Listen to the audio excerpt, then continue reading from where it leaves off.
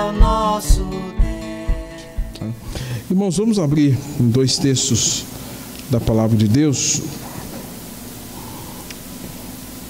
João capítulo de número 5, verso de número 17, e o Salmo 139, verso de número 19. João capítulo 5,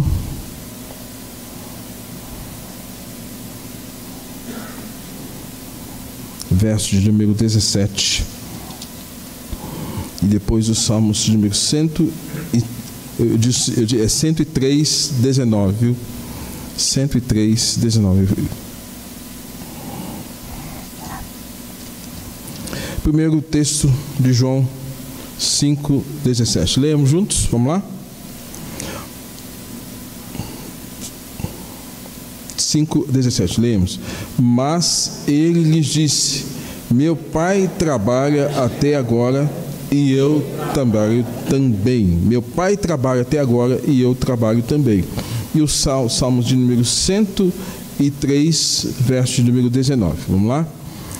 Nos céus estabeleceu o Senhor o seu trono, e o seu reino domina sobre tudo. Pai Santo, mais uma vez rogamos a tua presença sobre nossas vidas, os louvores cantados, momentos de leitura, de oração, de consagração de dízimos e ofertas. E agora rogamos, ó Deus, iluminação para que a palavra pregada chegue aos nossos corações e com o objetivo maior, nos alimente, nos oriente, nos confronte e alinha a nossa vida com o teu propósito, com o teu querer.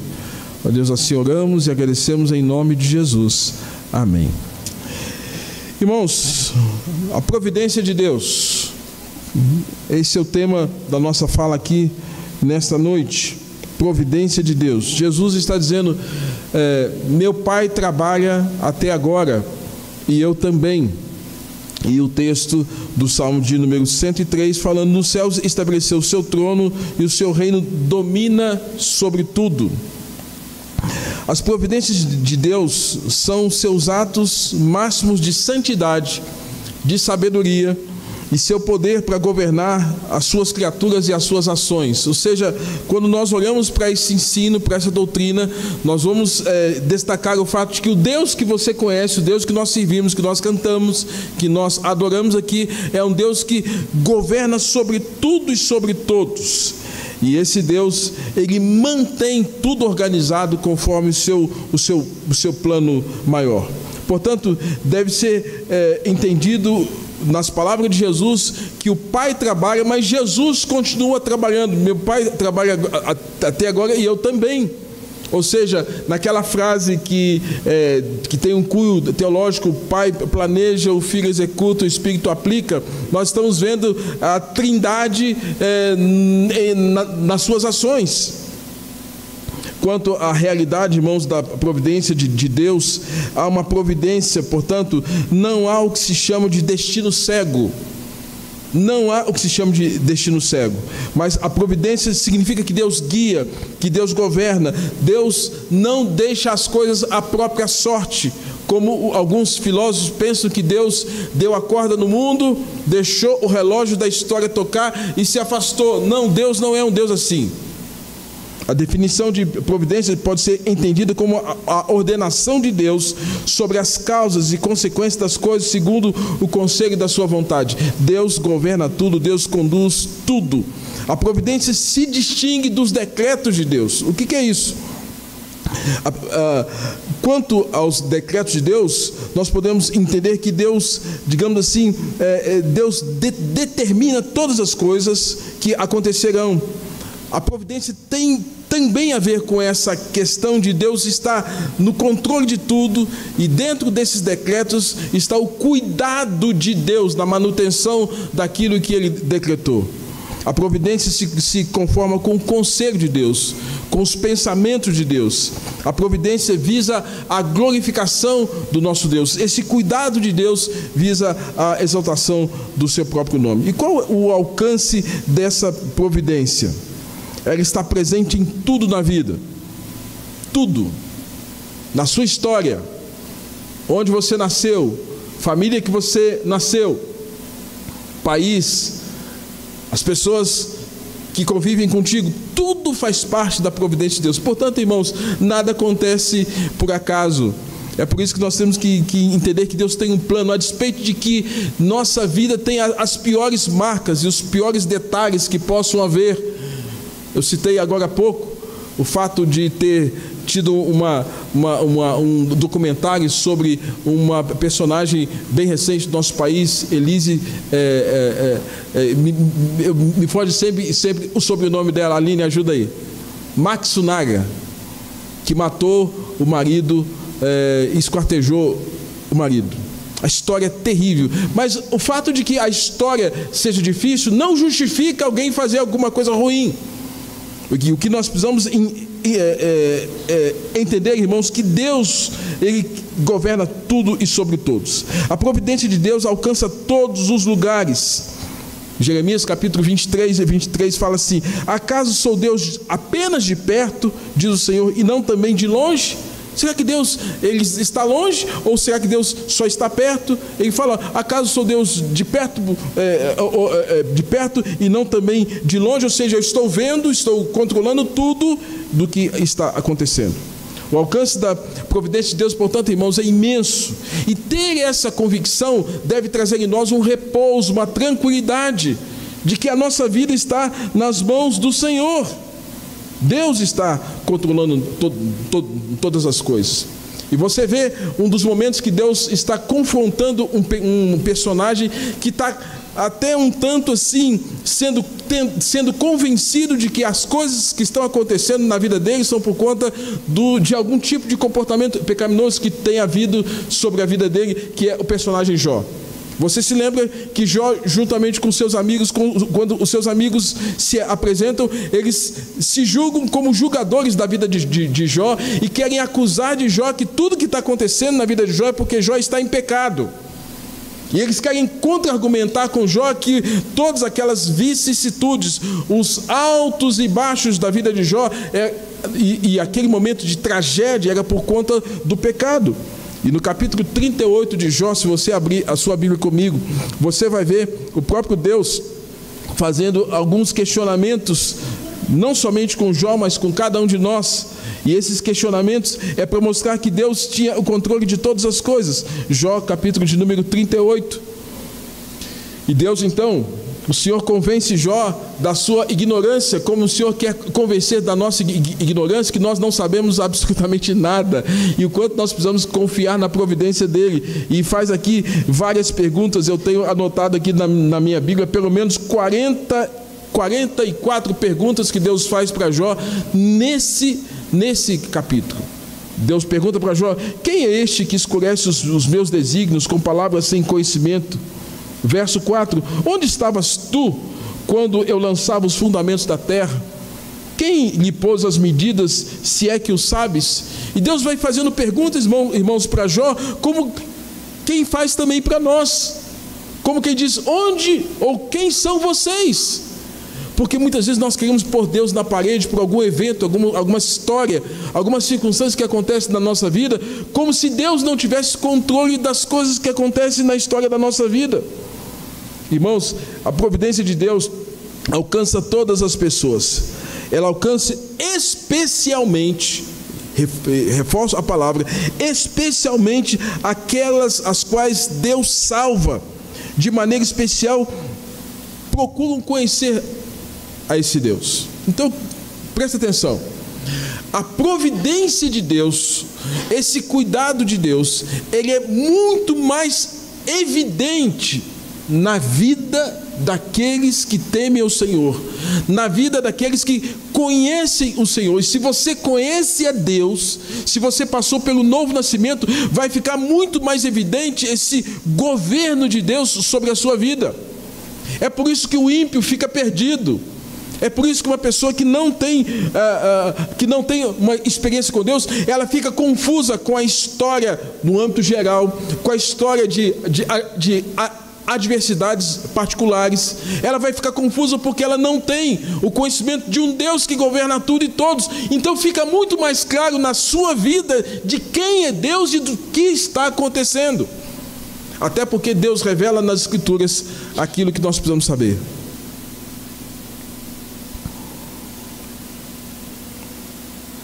Salmos de número 33, 18 e 19 fala assim: eis que os olhos do Senhor estão sobre os que o temem, sobre os que esperam na sua misericórdia, e no tempo da fome conservar-lhes a vida. Ou seja, os olhos do Senhor estão sobre aqueles que temem a Deus, que conhecem o Senhor. Portanto, irmãos, Deus, por seu providencial cuidado, defende seu povo de todos os perigos e coloca anjos ministradores ao nosso redor. Salmo de número 34, 7: o anjo do Senhor acampa-se ao redor daqueles que teme. E o que faz? Os livra do mal. Então a Bíblia, ela quer mostrar que ter a compreensão disso, irmãos, vai fortalecer a nossa fé e a sensação de segurança de um Deus que é providencial. A providência de Deus, ela preserva os ossos dos santos. Salmos 34, 20 fala isso. Ela recolhe as nossas lágrimas quando há sofrimento, quando há dor. Ela nos fortalece na fraqueza e supre todas as nossas necessidades. Assim, a providência de Deus supre maravilhosamente as necessidades dos eleitos de Deus. É por isso, irmãos, que Paulo vai dizer, no contexto do Novo Testamento, que ele sabia estar contente em toda e qualquer situação. Porque Paulo mostra o cuidado da providência de Deus. Se a coisa está ruim, eu sei que Deus está comigo. Se a coisa está boa, eu sei que Deus está comigo. E as situações, as polaridades, coisas boas e coisas ruins, não eram interferência no estado de espírito e na vida desse homem chamado Paulo, porque ele conhecia o seu Deus. Veja, irmãos, como Deus é providente quando a gente tem a história de Elias. Elias era um homem de uma cidade chamada Tisbé, e Deus dá um chamado para Elias. E nesse chamado que Deus dá para Elias, como um profeta de Deus num tempo de muita carestia, de muita dificuldade, qual a maneira que Deus deu e teve para prover os recursos para Elias num tempo de escassez? Como é que Deus mandava os recursos para que Elias tinha capacidade de enfrentar fisicamente os seus desafios nas suas caminhadas, nos percursos que ele tinha que desenvolver? Deus, de maneira sobrenatural, manda que os corvos levem comida até onde Elias estava.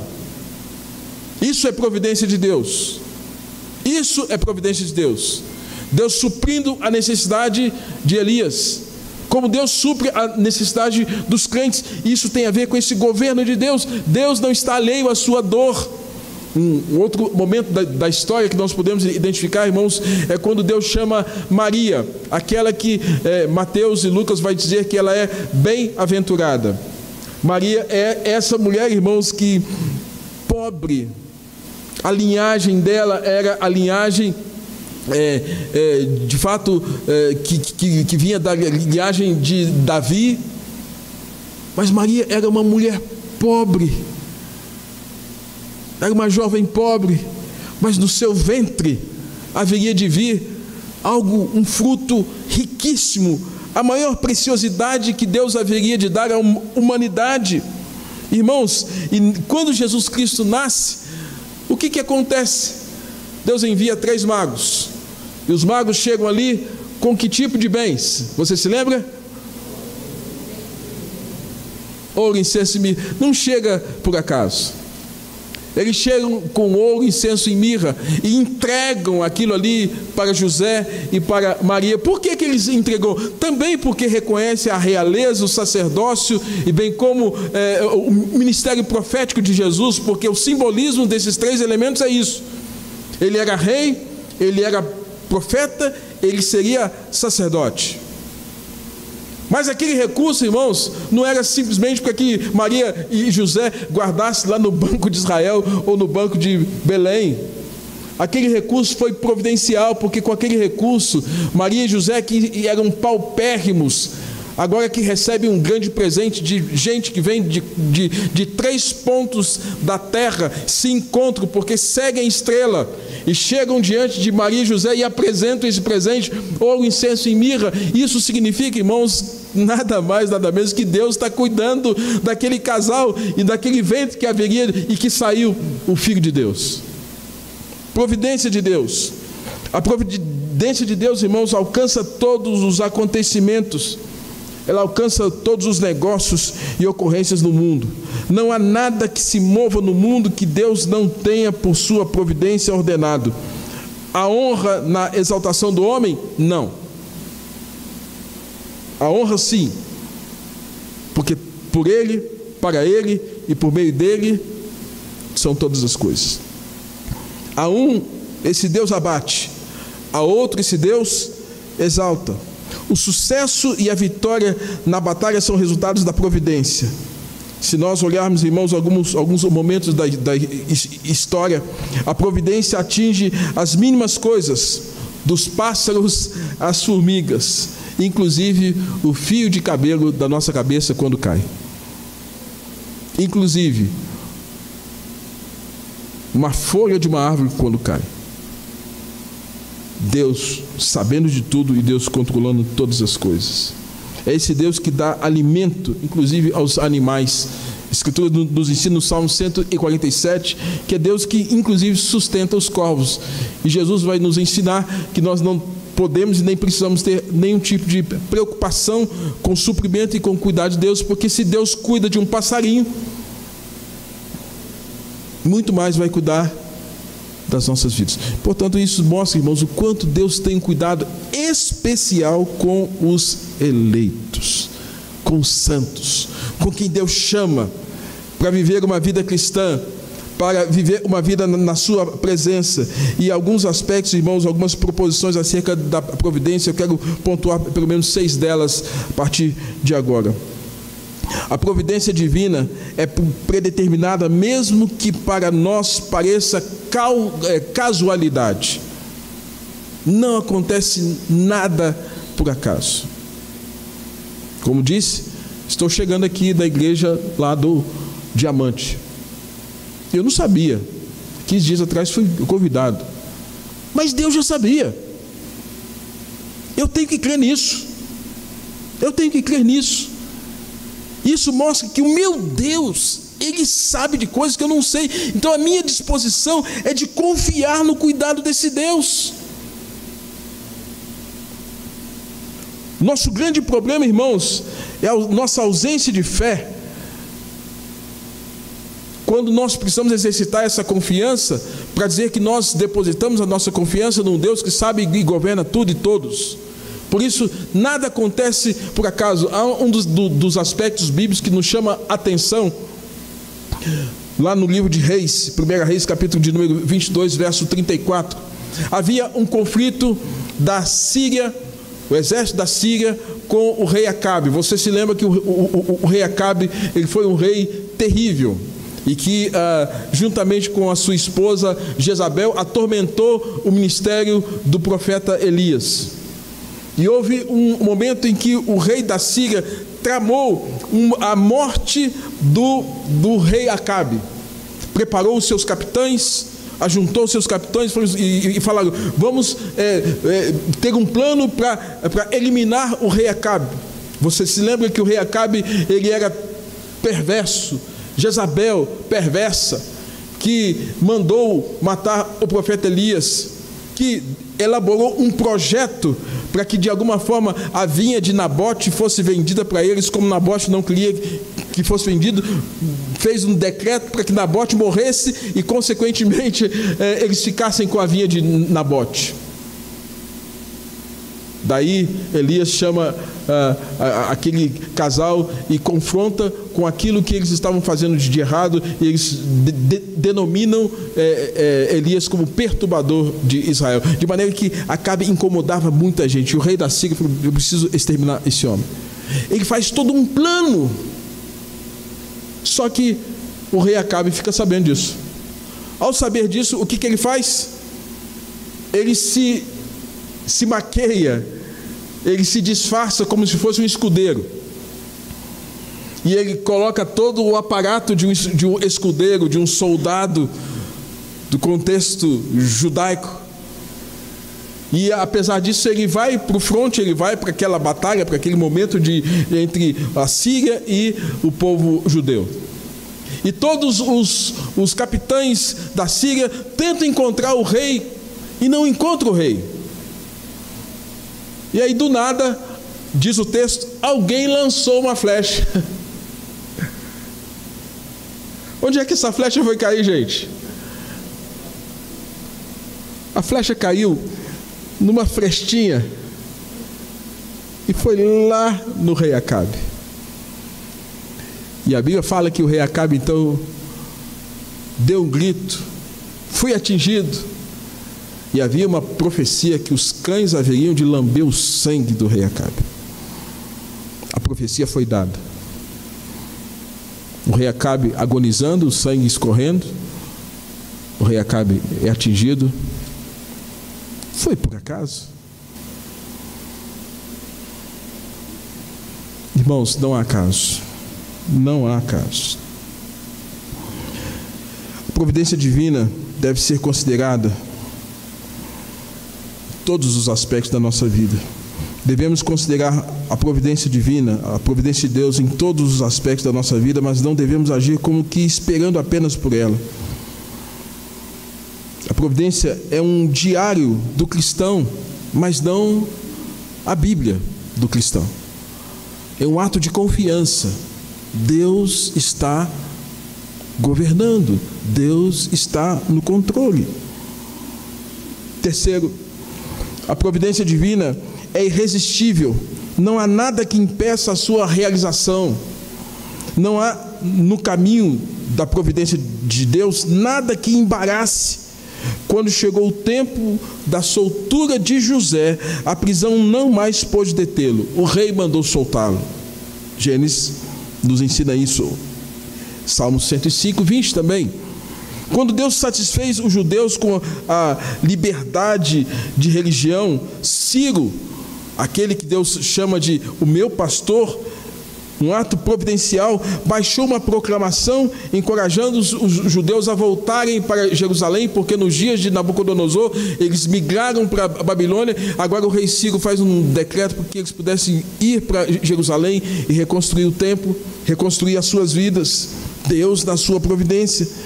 Se Deus, irmãos, pretendia defender e proteger a pessoa de Jeremias do cativeiro, e a gente sabe muito bem o que aconteceu, o sofrimento de 23 anos pregando e só tendo adversidade, e agora Deus cuidando de Jeremias, de maneira que Deus manda, inclusive, alimento para Jeremias, quando Jeremias está passando um tempo de perseguição. A providência divina é plena, é de plena confiança, mesmo quando as circunstâncias parecem contrárias. Nós temos duas histórias. A história de Davi. Davi confiava no Senhor. E a intervenção de Deus sobre Davi é de maneira sobrenatural. A intervenção de Deus sobre o apóstolo Paulo também de maneira sobrenatural.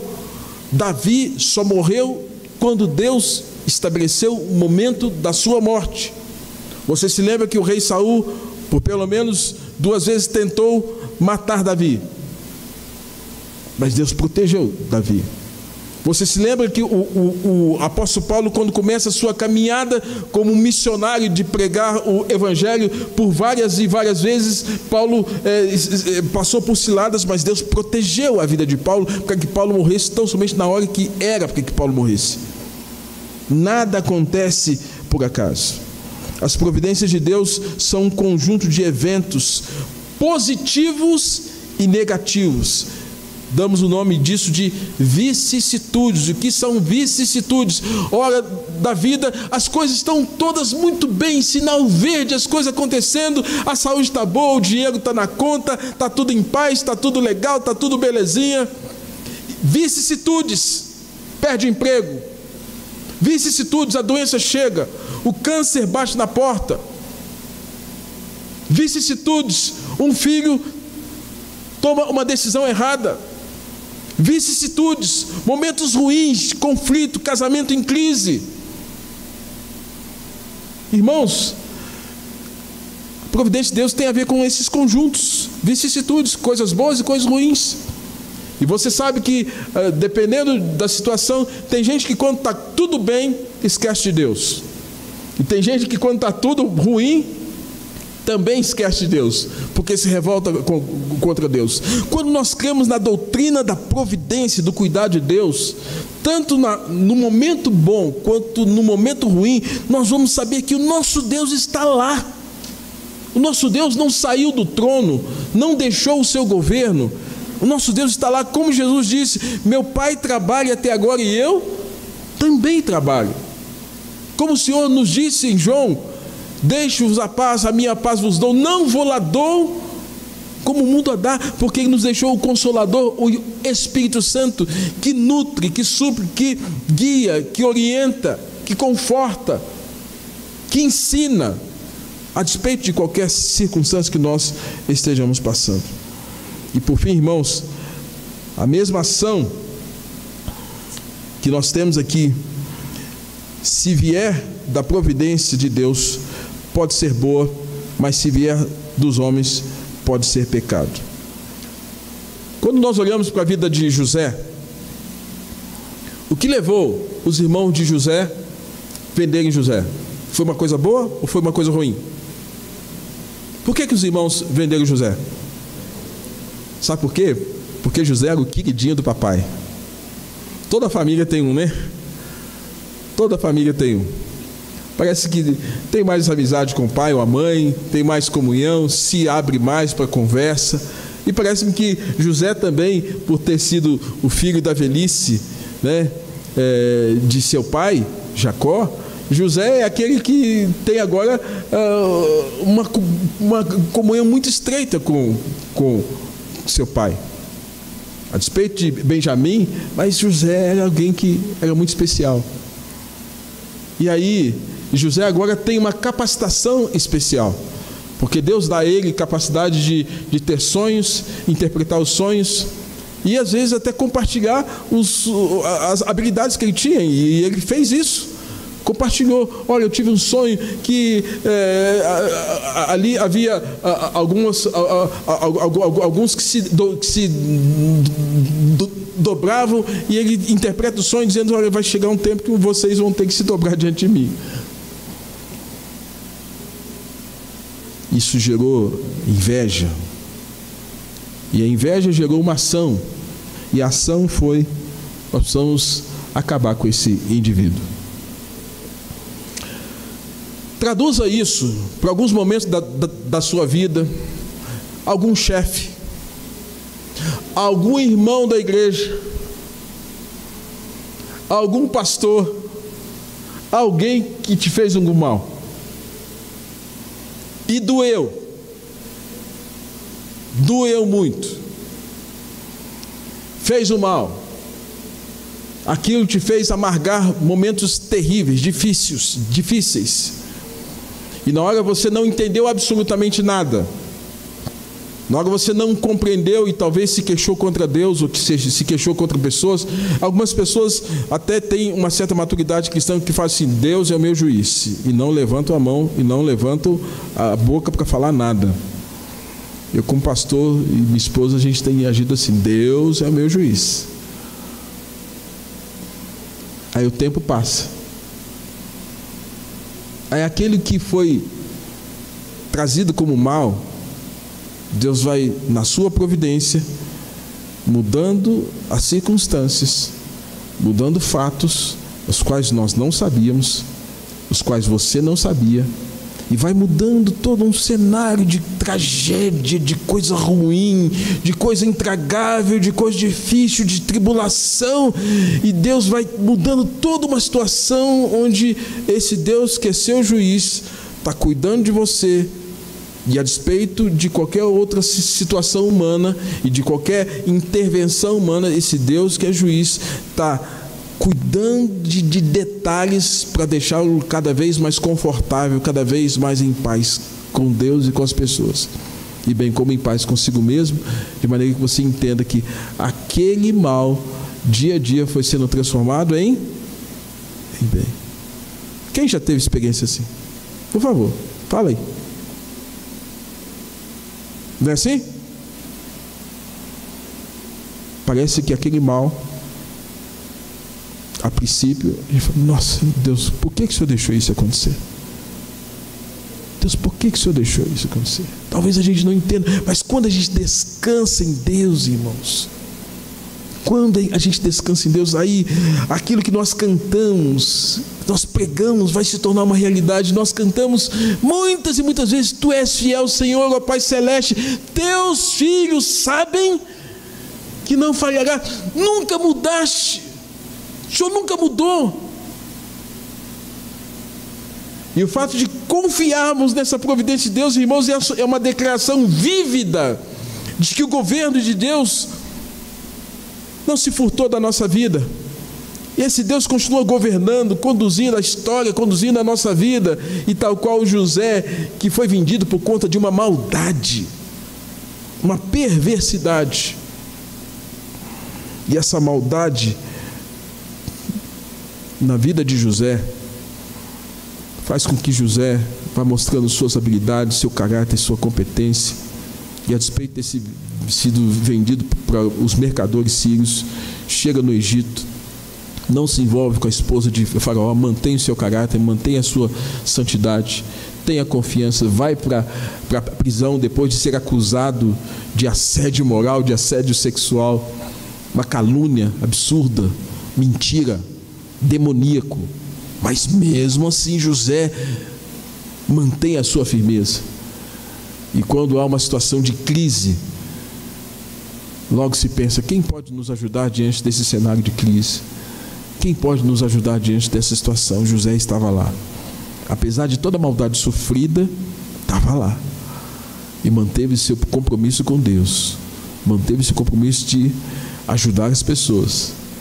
Toma a confiança de novo. Se torna o segundo homem do Egito. José é esse homem que agora tem poder e autoridade administrativa. Um menino que foi alvo de inveja, agora é segundo homem do Egito. E agora tem poder para não somente restaurar uma circunstância que poderia ser uma tragédia e vingativa, mas José é aquele que espera o momento certo, se revela aos seus irmãos, traz seu pai de volta, traz seu irmão Benjamim, e toda uma reconstrução de vida dentro de um plano que foi além da compreensão de José. Aí Gênesis vai dizer que Deus transformou o mal em bem. Providência de Deus. Providência de Deus. Não há acaso. E concluo, irmãos, com 4 considerações. Primeira delas: tenha a providência de Deus como grande apreço. A providência de Deus é o que você não conhece, mas você crê que Deus está no controle de todas as coisas. A providência de Deus mantém toda a criação em seus eixos, tudo conforme o seu plano. Segundo, aprenda calmamente a se submeter à divina providência de Deus. Calma, serenidade, tranquilidade, confiança, exercício da fé. Nada vai ser para sempre, nem o que é bom e nem o que é ruim. O que é ruim, uma hora vai acabar, vai ter um fim, ainda que seja aqui na terra, ainda que esse fim seja inclusive a morte, porque a morte é o começo de uma nova vida com Deus e eterna, aguardando a ressurreição do corpo. Aprenda calmamente a se submeter-se ao governo de Deus, ao controle do Senhor. Aprenda calmamente a se submeter. Irmãos, me lembro de uma história muito triste. Eu cito a história, mas não cito o nome por uma questão ética. Vi um jovem instrumentista, pianista. O jovem tocava um piano que, eu confesso que quando ele tocava a gente ficava tempos e tempos para poder ouvi-lo. O menino tocava um piano majestosamente, uma habilidade tremenda. Professor de música. Esse jovem ajudava nos corais, ajudava na vida da igreja, no louvor. E certa vez ele foi fazer uma viagem para uma cidade chamada Monte Aprazível. Essa cidade é a cidade, quem se lembra do Clodovil? Lembra dele? Ele é nascido na cidade chamada Monte Aprazível. Ficava próximo de onde eu morei. E no meio dessa viagem, um dia, ele teve um acidente de carro. E no acidente, aquele jovem morreu. Morreu. E foi uma comoção muito grande na cidade pela visibilidade que ele tinha como instrumentista, professor de música. Só que naqueles dias, o pastor sabe de muitas coisas, estava para estourar um escândalo na cidade.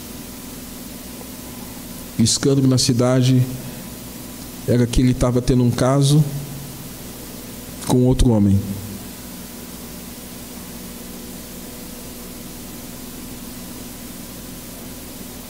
E a nossa igreja era a única igreja da cidade.